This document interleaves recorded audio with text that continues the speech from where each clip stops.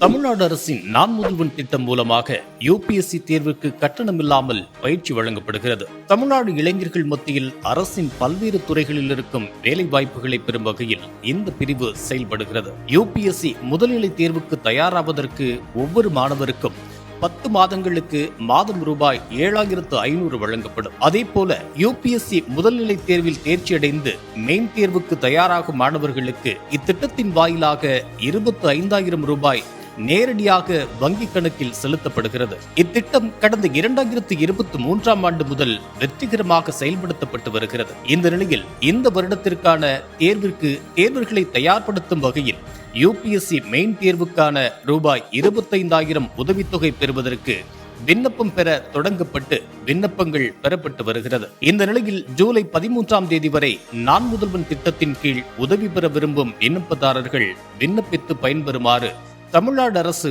தெரிவித்துள்ளது.